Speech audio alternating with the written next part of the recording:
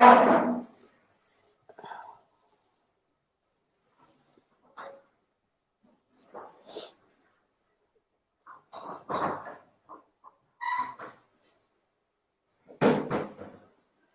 very good evening, everyone. Welcome to Women Shine Show. Before coming to discussion, मैं बताना चाहूँगी कि Women Shine magazine है क्या मैगजीन? ये एक ग्लोबल डिजिटल मैगजीन है जिसको हम हर महीने 30 तारीख को डिजिटली लॉन्च करते हैं अपनी Women Shine पेज पे। और इसमें ये जो मैगजीन है ये विमेन और उनकी फैमिली पे फोकस्ड है। इसमें हमारे कई सेगमेंट्स हैं, मैं बताना चाहूँगी आपको। एक तो ये सेगमेंट है जो महिलाएं भारत में अच्छा काम कर रही हैं उनकी उनकी हम जर्नी पब्लिश करते हैं। जो महिलाएं भारत के अलावा अलग अलग देशों में, चाहे वो विदेशी महिला हो चाहे वो भारतीय महिला हो, उनको हम पब्लिश करते हैं उनकी जर्नी को। और जो महिलाएं अपने उद्यम क्षेत्र में बहुत अच्छा काम कर रही हैं उनको हम उनके बारे में पब्लिश करते हैं। और इसी के साथ साथ कोई सेलिब्रिटी है उसके भी बारे में, उसके लाइफस्टाइल, उसके बारे में भी उसको हम पब्लिश करते हैं। इसके अलावा हमारे कई आर्टिकल्स भी होते हैं, जैसे हेल्थ पे हो गया, फैशन पे हो गया, ब्यूटी पे हो गया, कोई किसी की ट्रैवल जर्नी है उसको हम पब्लिश करते हैं अपनी मैगजीन में। पेट्स के बारे में है, इवन खाने की फूड, हमारा टेस्ट बड्स एक कॉलम है जिसमें हम रेसिपीज पर भी पब्लिश करते हैं। और जोडियक है, रिलेशनशिप्स है, इसके अलावा और भी कई कई इसमें सेगमेंट्स हैं। पूरे अगर हम शॉर्ट में बोले तो ये जो मैगजीन है ये इंटरेस्टिंग है, इंफॉर्मेटिव भी है और इंस्पायरिंग भी है। आप इसमें जर्नीज को पढ़ के इंस्पायर भी हो सकते हैं और होते भी हैं लोग उसको पढ़ के। साथ ही साथ इसमें इंटरेस्टिंग आर्टिकल्स भी होते हैं और कुछ इन्फॉर्मेटिव चीजें होती हैं जो हमें पता नहीं होती हैं, वो पढ़ के हमें समझ में आता है। इसका हमें बहुत अच्छा रिस्पॉन्स मिल रहा है, पूरे वर्ल्ड वाइड इसको लोग पढ़ रहे हैं। 8,000 से ज्यादा हमारे इसमें रीडर्स हैं और अभी हमें खाली 7 महीने हुए हैं इस मैगजीन को और बहुत अच्छा रिस्पॉन्स आ रहा है। ये मैगजीन हमने पैंडेमिक में ही लॉन्च करी थी, मई में इसको हमने शुरुआत करी थी। आज का जो डिस्कशन है वो एक थीम है जो कि यूनाइटेड नेशंस की थीम एक है, 16 डेज ऑफ एक्टिविज्म, जो कि 25 दिसंबर से शुरू होता है और 25 नवंबर से शुरू होता है और 10 दिसंबर को खत्म होता है। इसमें हम जगह जगह वर्कशॉप्स होती हैं जेंडर सेक्सुअल वायलेंस पे, एसिड अटैक विक्टिम्स पे, रेप विक्टिम सर्वाइवर्स पे। हम इसमें काफी वर्कशॉप्स होती हैं, डिस्कशंस होते हैं, ये एक्टिविटीज होती रहती हैं। इसी एक्टिविटी में आज का हमारा जो सेशन है वो उसी थीम पे ही आधारित है। 16 दिसंबर 2012 की रात कौन भुला सकता है? ये रात जिसने लोगों की नींद उड़ा दी, लोग सड़क पर आ गए निर्भया को न्याय दिलाने के लिए। ये लड़ाई पूरे 8 साल चली। इस लड़ाई को लड़ा निर्भया की माँ आशा देवी जी ने। ये जो लड़ाई थी ये कोई आसान लड़ाई नहीं थी। ये एक चुनौतीपूर्ण लड़ाई थी जिसमें हर कदम पर नई नई परेशानियां थी। कहते हैं कि जब कोई चीज सच्चे दिल से करो या मांगो तो उसको पूरा ब्रह्मांड भी जुट जाता है उसको पूरा करने के लिए। ऐसा ही हुआ। 20 मार्च 2020 को उन 4 दरिंदों को फांसी की सजा हुई। आज की हमारी विमेन शाइन आशा देवी जी हैं। आप चलिए हम उनसे बात करते हैं। आशा जी, बहुत बहुत धन्यवाद हमारे शो में आने के लिए, समय निकालने के लिए। मुझे पता है आप बहुत बिजी रहती हैं और लेकिन अच्छा हुआ आपने मुझे, जब हमने आपसे बात करी आपने हमें टाइम दिया। Thank you so much for that. तो हम आपसे पूछना चाहेंगे, पहला क्वेश्चन तो यही है, हम आपके परिवार के संबंध में बात करना चाहेंगे कि आपको सब लोग निर्भया की माँ के रूप में जानते हैं, लेकिन परिवार में और कौन कौन है उसके बारे में जरा बताइए हमको।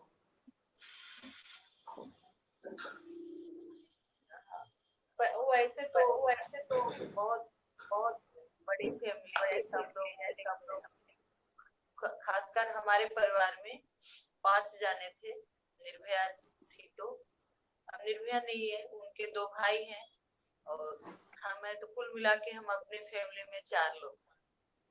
अच्छा अच्छा अच्छा। दिल्ली में रहते हैं। अच्छा अच्छा। तो आपका जो निर्भया का भाई है वो क्या करता है? पढ़ाई कर रहे हैं, क्या कर रहे हैं वो? भाई निर्भया से छोटे थे जी।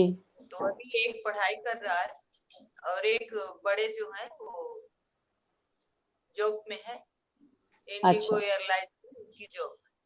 अच्छा अच्छा अच्छा। 16 दिसंबर 2012 का दिन आपके जीवन का बहुत बड़ा दिन है और उस दिन ने आपके जीवन को हमेशा के लिए बदल दिया। तो और आज है 2020, तो 2012 की आशा देवी और 2020 की आशा देवी में क्या फर्क आप महसूस करती हैं? एक बार और सवाल करिए, थोड़ा सा ध्यान बट गया। हाँ, थोड़ा नेट आपका आवाज भी बहुत धीमी आ रही है, थोड़ा सा अगर आप तेज कर लेंगे अपना वॉल्यूम तो ज्यादा क्लियर रहेगी आवाज। वॉल्यूम तो फुल है। अच्छा चलिए कोई बात नहीं। क्वेश्चन मैं रिपीट करती हूँ। 16 दिसंबर 2012 का दिन बहुत ही महत्वपूर्ण दिन था आपके जीवन के लिए, उसने आपकी जिंदगी पूरी बदल दी। ठीक है, आज है 2020। इतने साल के अंतराल में आशा देवी में क्या फर्क आप पाती हैं? आशा देवी 2012 की और 2020 की आशा देवी कैसी है? जी, 2012 में जब घटना हुई, उससे जी। पहले हम घर में रहते थे, बच्चों के साथ जो भी समय हमारा होता था बच्चों के साथ होता था। बच्चों को स्कूल छोड़ना ले आना, ट्यूशन छोड़ना ले आना, हमारा यही था। बच्चों पे हमारा सारा ध्यान रहता था। हम्म। दिल्ली में मैं ज्योति का जन्म ही यहीं पे हुआ था, दिल्ली में ही हुआ था, तो दिल्ली में हमें बहुत साल हो गए रहते। हम्म। लेकिन अगर हम 16 दिसंबर की बात करें तो उससे पहले हमारी एक हम बहुत बड़ा जॉब, हमारे पति की बहुत बड़ी जॉब नहीं थी। हम एक मीडियम फैमिली से थे, लेकिन बहुत खुश रहते थे। दिन में कहीं भी कोई स्कूल रहेगा, कोई ट्यूशन रहेगा, लेकिन शाम का खाना हम एक साथ बैठ के खाते थे। हम एक दूसरे का इंतजार करते थे कि सब हम अच्छा। पांचों जने साथ खाएंगे। हम्म। खासकर बच्चे तीनों बैठते थे, इंतजार करते थे कि हम सब बात, मम्मी पापा सब लोग हम साथ खाएंगे, तो हम बहुत खुश रहते थे। हम्म। अगर हमें कोई प्रॉब्लम भी, कोई हमें परेशानी हो गई बच्चों से, फीस के लेके कोई भी छोटा मोटा टेंशन होता था, तो हम बच्चों में बैठ के, खासकर ज्योति उसको सॉल्व करने की कोशिश करती थी, या मैंने बात करके हंस के बोल के कि हम्म। मैंने ठीक हो जाएगा, सब ठीक हो जाएगा। तो इससे पहले हमारी लाइफ ठीक थी, बहुत अच्छी थी, खुश रहते थे।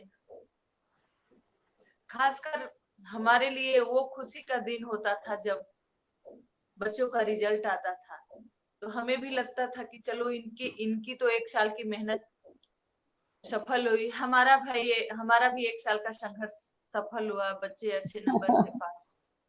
सही बात है, बिल्कुल सही। जो अभी बच्चे भाई तो उनके छोटे थे, लेकिन ज्योति बच्चेपन से ही पढ़ने में बहुत होशियार थी। उसको हम्म। पढ़ाई के अलावा कहीं घर से बाहर या थोड़े आसपास कोई शादी ब्याह बाजा कुछ नहीं उनको पढ़ाई के आगे कोई मायने नहीं रखता था। अगर पेपर का टाइम है, कोई बाहर कोई फंक्शन हो रहा है, कोई बुला भी रहा है तो नहीं जाएंगे। तो हम्म। पढ़ाई को लेकर वो बहुत सतर्क रहती थी। उनके लाइफ में पढ़ाई बहुत अहम चीज थी। लेकिन हम्म। 2012 के बाद जो चीज सामने आई, उसने, कहते हैं ना कि ब्रह्मांड पलट जाता है, तो हमारी जी। जिंदगी वैसे ही पलट गई। हम कहाँ रहे, कहाँ पहुंच गए, हमें पता ही नहीं चला। हम्म। 16 दिसंबर को रात को हम गए, और 29 को उनकी डेथ हुई। 30 दिसंबर को हम 15 दिन पे उनके लाश लेके ही घर आए। हम्म। इसके बाद हमें हमें ये भी नहीं पता चला कि नहीं हमारे दो बच्चे हैं, कहाँ रहेंगे, कहाँ खाना खाएंगे। सारे ध्यान ये रहा कि किसी तरह बच्चे ठीक हो जाए। लेकिन ठीक क्या, उनकी तो हालत इतनी खराब हो गई थी शुरू में ही। तो लेकिन जो चीजें हमारे सामने से हुई, देखा हमने, एक एक सांस उन्होंने तोड़ा हमारे सामने। मेरे लाइफ में कुछ बचा नहीं। हम्म। मैं अपने आप में यही जूझती रही कि आखिर ऐसा कोई कैसे कर सकता है। एक जानवर भी होता है, उसका एक लिमिट होता है। वो किसी का शिकार करता है, पेट भरता है, छोड़ देता है। लेकिन 2012 से और 2000 के बीच के अगर हम फासले को लें, तो जो हमारे समाज में इंसान रूपी जानवर हैं, इनका कोई जी। सीमा नहीं कि बच्चियों के साथ क्या कर सकते हैं। एक वस्तु के समान इस्तेमाल करना, मारना, काटना, फोड़ना, फेंक देना। आज भी वो चीज हमें, अब तो ध्यान कई जगह बढ़ जाता है। कहीं किसी का फोन आया, किसी के प्रोग्राम में जाना है, किसी से बात करनी है। लेकिन आज भी मैं कहीं ना कहीं अपनी व्यवस्था को देखती हूँ, कुछ भी नहीं बदला है। हम्म। एक परिवार की लाइफ अलग हो गई, बदल गई। हमने ज्योति की घटना के माध्यम से उसको इंसाफ मिले, इस माध्यम से हमारा एक विकल्प था कि जो उनके साथ हुआ है हम्म। वैसा किसी बच्चे के साथ ना हो।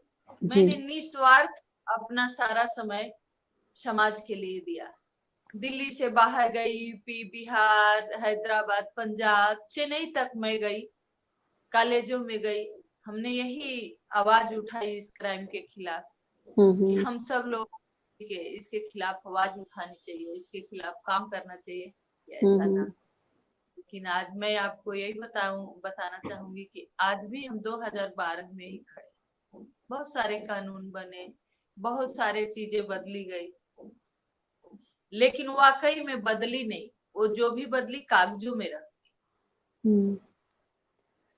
तो ये जो आपकी 8 साल की लड़ाई थी, लंबी लड़ाई जो आपने लड़ी है 8 साल की, इसमें कई बार क्या अधिकतर आप बहुत हताश हुई होंगी। कई बार आपने सोचा होगा कि सब छोड़ देते हैं, क्योंकि आपको हर कदम पे इतनी परेशानी आई होगी, या तो कभी कोर्ट में या समाज के सामने, लेकिन आप मजबूती से लड़ाई लड़ती रही। तो आप में इतनी हिम्मत कहाँ से आई कि इसको हम अंजाम तक पहुंचाएंगे? ये कैसे, मतलब इतने साल में आपने कितना मेहनत करी, कितना परेशानियां झेली आपने, तो कहाँ से आपके इतनी ताकत आई आपके पास? जी देखिए, चुनौतियां तो मेरे सामने बहुत आई। मेरा निकलने का समय होता था, लेकिन घर लौटने का समय नहीं होता था कि मैं कब घर आऊंगी। हम्म। इसमें हमारे बच्चों ने सपोर्ट किया। कभी उन्होंने हमें शिकायत नहीं किया कि हाँ हमें रोटी नहीं मिले, हमें कपड़े नहीं धोए। हम उन्होंने हमारा सपोर्ट किया।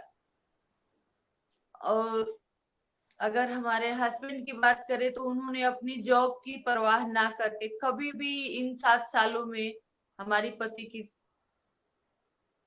पूरी ड्यूटी नहीं कर पाए महीने। कभी 12 दिन करते, कभी 18 दिन, लेकिन पूरा सपोर्ट किया हमारा। हम्म। ताकत की अगर हम बात करें तो मैं फिर आपको बताना चाहूंगी कि जो दुख हमने देखा, ज्योति को जो तकलीफ उनको थी, बच्ची जिंदा तो थी, लेकिन जब होश आया, उन्होंने पानी मांगा कि तो डॉक्टर ने कहा कि हम इनको पानी नहीं दे सकते, कि इनका सिस्टम काम नहीं कर रहा है कि हम इनको पानी दें। ज्योति ने हमें इशारा किया कि मैंने आप चुपके से हमें एक चम्मच पानी दे। मैं वहां टूट गई। मुझे एहसास हो गया, हालांकि डॉक्टर ने हमें पहले ही बता दिए थे कि 2 दिन 4 दिन बहुत मुश्किल है, कोई चमत्कार हो सकता है तो ज्योति बचेगी, नहीं तो मुश्किल है। वहां हमें बहुत तकलीफ हुई। और सबसे बड़ी ताकत हमारी बेटी हमारी बनी, उनका तकलीफ हमारा बना। क्योंकि मैं 14 दिन उनके साथ थी, कभी होश में रहती थी, कभी बहुत तकलीफ रहती थी। उनका जो तकलीफ था हमें घर में बैठने नहीं दिया। जब मैं उनके सामने जाती थी तो हमें पूछना चाहिए कि मैंने आप कैसे हो, ठीक हो, लेकिन वो खुद पूछती थी कि आप चिंता मत करो, ठीक हो जाएंगे। आपने नहाया नहीं, 2 दिन हो गया, 3 दिन हो गया।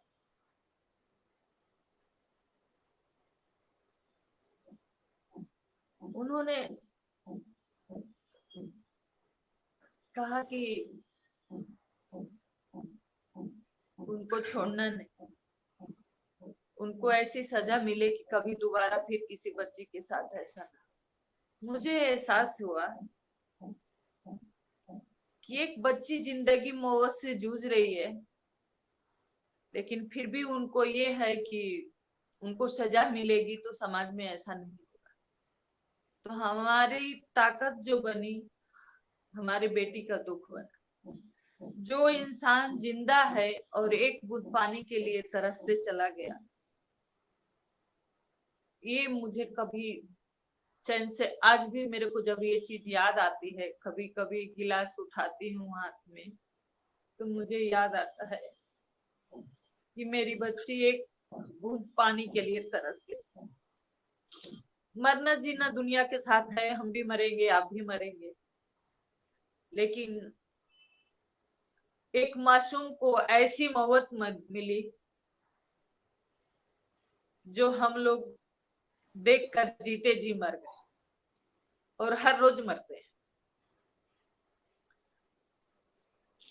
ठीक है, समाज ने बहुत सपोर्ट किया, जो जहां था वहां से सपोर्ट किया, उनको इंसाफ मिल गया, उनको सजा भी मिली, लेकिन दुख तो दुख है, ये तो हमेशा रहता है। और जो हमारे समाज की हालत है, इस चीज से उभरने नहीं देती है, क्योंकि मैं इस पे काम करती हूँ। तो ये चीज हर वक्त हमारे सामने आती है, कभी जी किसी के साथ हुआ, कभी किसी के साथ हुआ, तो मुझे उससे जूझना पड़ता है। तो हम इस मैगजीन के माध्यम से हम आपसे भी, जो भी जुड़े हैं, उनसे भी यही कहना चाहेंगे कि हम समाज में, एक समाज के नागरिक होने के नाते हमारी जिम्मेवारी बनती है कि जो ये समस्या है, ये क्राइम हो रहे हैं, हम ज्यादा कुछ नहीं कर सकते हैं, तो इसके खिलाफ आवाज तो उठा सकते हैं, इस आवाज को लोगों तक पहुंचा सकते हैं। क्योंकि ये दिसंबर है, 8 साल हो गए पूरे। जी एक दिन घर में बच्चों को टाइम से आधा घंटा देर होता है तो जान निकल जाती, लेकिन हमने 8 साल बेगर बेटी का गुजारा, तो बहुत मुश्किल होती है। लेकिन फिर भी मैं यही कहूंगी कि जो मैंने 8 साल लड़ी लड़ाई, बेटी को इंसाफ मिला, और मैं आगे भी ये लड़ाई लड़ती रहूंगी कि कभी तो समस्या का समाधान होगा, कभी तो हमारी बच्चियां सुरक्षित होगी, कभी तो उनको इंसाफ मिलेगा। तो यही है। आपने निर्भया की याद में एक ट्रस्ट बनाई है, निर्भया ज्योति ट्रस्ट के नाम से। तो इसमें आपकी क्या-क्या आप क्या इसमें करते, गतिविधियां क्या हैं इस ट्रस्ट की? देखिए, इसमें हमारा बहुत, हम लंबा चौड़ा काम नहीं करते हैं, क्योंकि 8 साल तो हमारी इतनी भाग दौड़ में निकल गया, लेकिन फिर मैं इसमें दो हमारा काम है, आगे भी यही हमारा सोच है कि हम यही करेंगे, हमें दूसरा और कुछ नहीं करना है। जो हमारी बच्चियां जिसके साथ कुछ हो गया, जो रेप सर्वाइवर है, तो हमारा यही है कि उनको इंसाफ मिले, तो हम उनको सपोर्ट करते हैं। दूसरा, हम कॉलेजों में, स्कूलों में, दिल्ली से बाहर भी जाके, जहां भी हम लगती है कि हम वहां जा सकते हैं, हमें सुविधा है, तो क्राइम के खिलाफ बच्चों को अवेयर करते हैं कि हमें इस पे आवाज उठानी चाहिए, हमें एक दूसरे को सपोर्ट करना चाहिए। आज के डेट में भी अगर क्राइम होता है तो कहीं ना कहीं हम बच्चियों को, महिलाओं को सपोर्ट कर देते, बच्चियों को ही हम दबा देते हैं, घर में बंद कर देते हैं, पढ़ाई छोड़ा देते हैं। तो ये समस्या का समाधान नहीं है। समस्या का समाधान यही है कि हम अपनी सोच बदले, जो भी क्राइम हुआ है उसके खिलाफ आवाज उठाएं।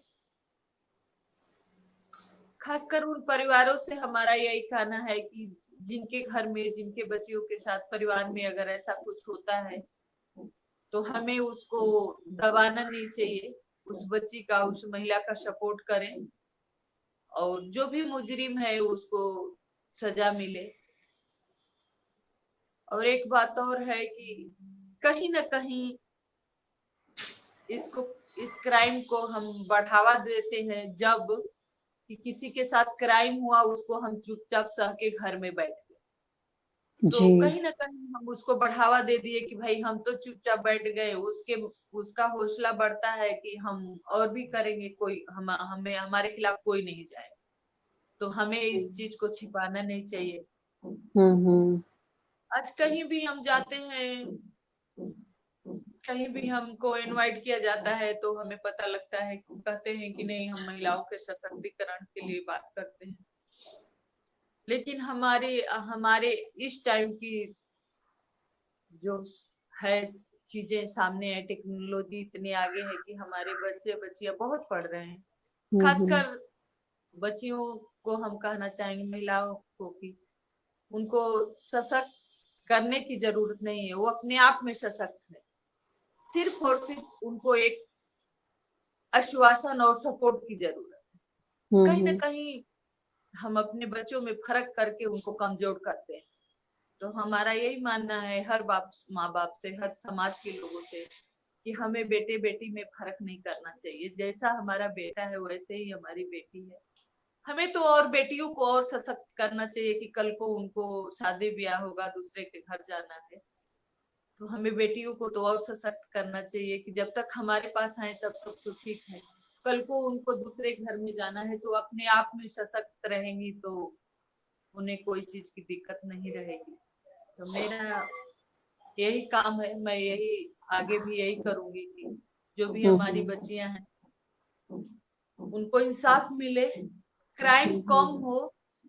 इसके लिए क्या करना है, कानून में बदलाव कैसे होना है, हमें इस पे काम करना है और मैं यही करती हूँ। तो जो ये महिला सुरक्षा कानून बना है, आपको क्या लगता है उसके बनने से महिलाओं की स्थिति में कोई फर्क आप पाती हैं? इस समय कुछ हुआ है, आपको लगता है कि चेंज हो रहा है लोगों में? कौन सा कानून की बात कर रहे हैं आप? जो ये बना है कि जो 12 साल की बच्चियों का साथ रेप होगा तो फांसी होगी उसकी, या और? उसी की बात कर रहे हैं। तो हम देखिए, कानून बना बहुत बढ़िया लगा, लेकिन मैं आपसे भी या और लोगों से भी यही पूछना चाहती हूँ कि वो कानून बने 2 साल हो गए, 14 में, 16 में हम्म। बना था ना? जी। कितने छोटी छोटी बच्चियों के साथ रेप बलात्कार हुए, क्या एक को भी फांसी हुई? एक को भी फांसी सुनाई गई है कि नहीं? फांसी सुनाई भी नहीं गई है कि हम्म। उस जिस बच्ची के साथ क्राइम हुआ था, 5 साल के बच्ची के साथ जो क्राइम हुआ था, उसके बाद ये कानून बना था, उसके मुजरिम को भी अभी तक सजा नहीं सुनाई गई है, फांसी होना तो दूर की बात। निर्भया का भी घटना हुआ था तो बहुत सारे कानून बने थे, बदले गए थे, हम्म। ले, लेकिन कानून बदलने में और करने में बहुत फर्क। जी। अगर कानून अपना सही मायने में काम करे, सिस्टम हमारा सही मायने में काम करे, तो जिस तरह से हर समस्या का समाधान है, इसका भी समाधान है। क्योंकि आज कानून का खौफ किसी के मन में नहीं है। एक केस में 20 साल बाद निर्भया के मुजरिमों को फांसी की सजा हुई।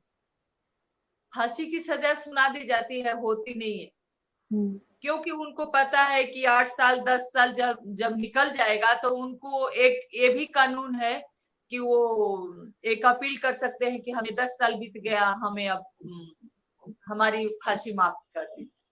तो कहीं ना कहीं जो ये व्यवस्था है उसको बहुत बदलने की जरूरत है, उस पर काम करने की जरूरत है। चाहे पुलिस की माने तो चाहे कोर्ट की माने तो, न्याय व्यवस्था की माने तो, अगर जो भी कानून है अगर उसके तहत भी काम हो, उसके तहत भी सजा मिले, तभी बहुत लोगों को इंसाफ मिल सकता है।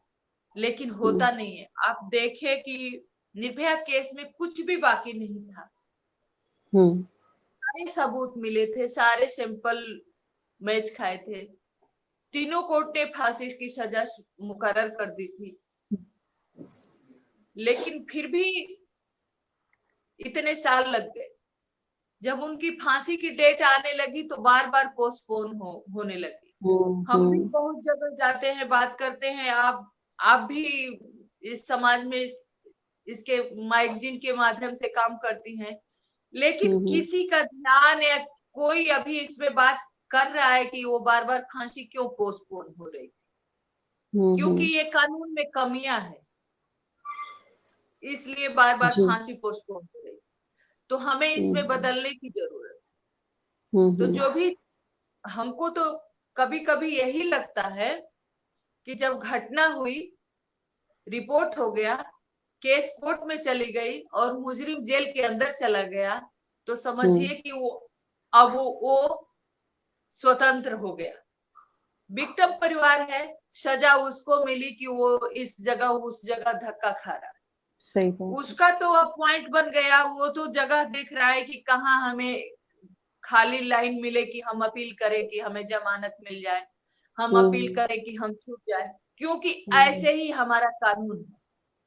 जो बार बार फांसी पोस्टपोन हो रही थी, तो उनमें उसमें यही है कि नहीं, उसमें विक्टिम का कोई जगह नहीं है, उसमें यही है कि उसको मरते दम तक मौका दिया जाएगा कि वो अपना काम, लेकिन उसका समयबद्ध नहीं है। जो भी कानून है, फांसी की सजा कानून बन गया है कि बच्चियों के साथ रेप होगा तो फांसी होगी, लेकिन उसका समयबद्ध नहीं है। समय नहीं है कि नहीं 5 साल में होगी कि 10 साल में होगी कि नहीं होगी, इसका कोई लेख नहीं है। तो जो भी चीजें हैं वो प्रॉपर नहीं है। सबसे कमियां हमारे कानून में है, और इसके वजह से रेप नहीं रुकता है, और इसी वजह से लोगों को न्याय नहीं मिलता है। सही कह रही हैं आप। और आपका उन महिलाओं के लिए क्या संदेश है जो कि बलात्कार जैसी घटनाओं का शिकार हो जाती हैं?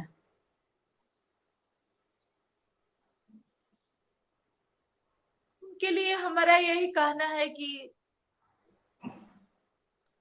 उनको अपने इंसाफ के लिए लड़ना चाहिए।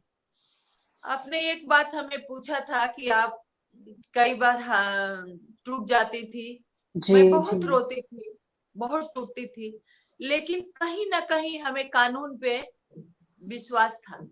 विश्वास ये था कि जब अगर हमारा संविधान कहता है कि मुजरिम है, साबित हो गया तो सजा जरूर मिलेगी। तो मुझे जो निर्भया के साथ बर्बरता हुई थी, तो कहीं ना कहीं मुझे विश्वास था कि अगर कानून में सजा है, कानून में सजा है कि फांसी होगी, तो निर्भया के साथ जो कुछ भी हुआ था उससे खराब तो कुछ भी नहीं हो सकता है। तो मुझे विश्वास था, मैं परेशान जरूर होती थी, लेकिन मैं हर दूसरे दिन सुबह मैं अपने आप को खड़ी करती थी कि नहीं, मैं लड़ूंगी और मुझे इंसाफ जरूर मिलेगा। तो मुझे कहीं ना कहीं कानून पे विश्वास था, और हमें वही विश्वास हमें लोगों के सपोर्ट के माध्यम से हमें इंसाफ मिला।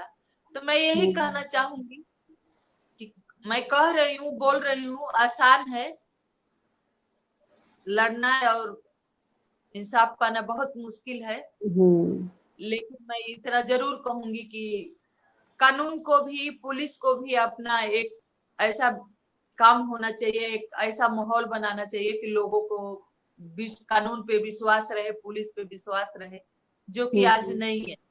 लेकिन मैं उन बच्चियों से, उन महिलाओं से जरूर कहना चाहूंगी कि देर है, अधेर नहीं है।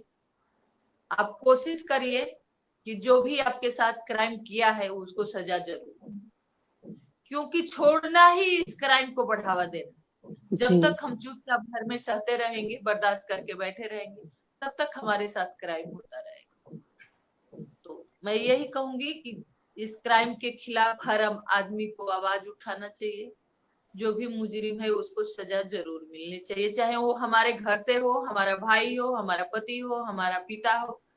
अगर उसने क्राइम किया है, रिश्ते को खराब किया है, तो उसको सजा जरूर मिलनी चाहिए। बिल्कुल। और इसी के साथ जैसे होता क्या है कि जो पीड़िता होती है उसके प्रति समाज का भी क्या व्यवहार होना चाहिए, कुछ इसके बारे में आप संदेश देना चाहेंगे? क्योंकि वो भी बहुत देखा गया है कि वो अच्छा व्यवहार समाज नहीं करता है उसके साथ। तो आप क्या संदेश देना चाहेंगी कि पीड़िता के प्रति समाज का क्या व्यवहार होना चाहिए? पीड़िता के प्रति समाज का एक नॉर्मल व्यवहार होना चाहिए, जैसे आम बच्चों के साथ, आम लड़कियों के साथ होता है। लेकिन आज ऐसा नहीं है। गलती कोई और करता है, सजा कोई और भुगतता है। तो कहीं ना कहीं क्राइम को बढ़ावा देना यही होता है। जो गलती करता है उसको रियलाइज कराने की जरूरत है कि उसने गलती किया है। लेकिन अभी ऐसा नहीं है।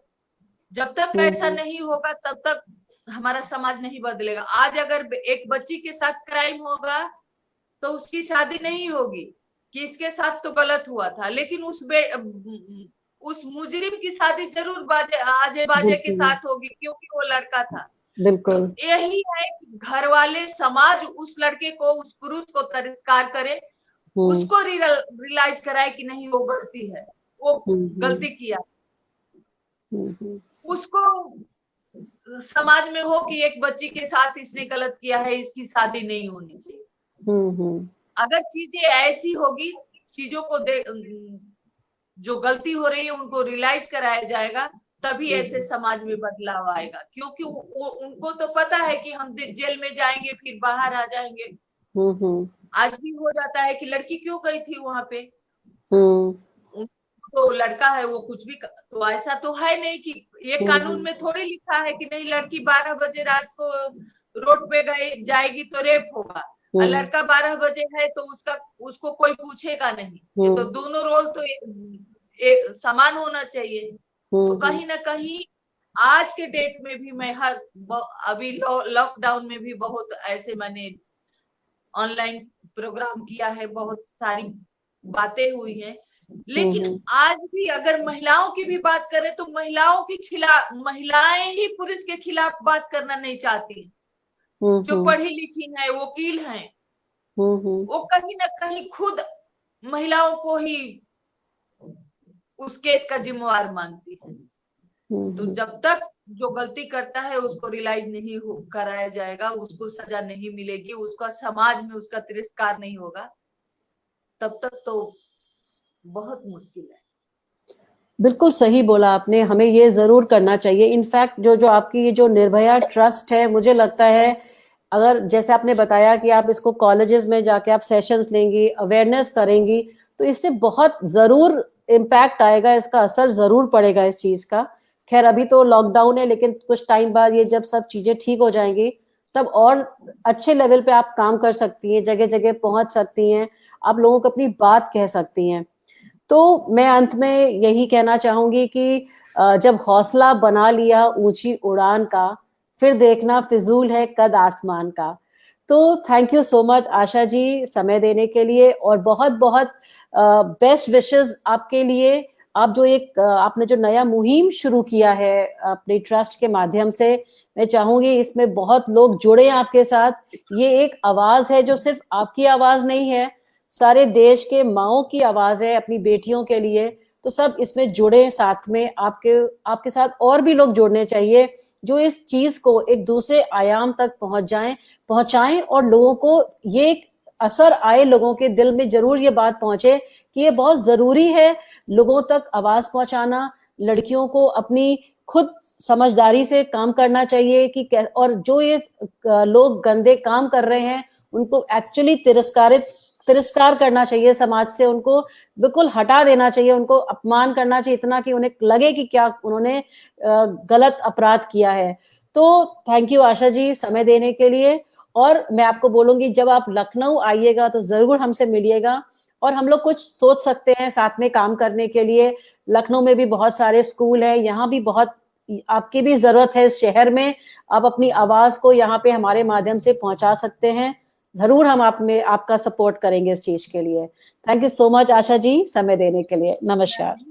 आपने हमें अपने मंच पे लाया। मैं उम्मीद करती हूँ कि हमारी भी आपकी भी आवाज बहुत लोगों तक पहुंचे। मैं एक बात और कहना चाहूंगी। जी।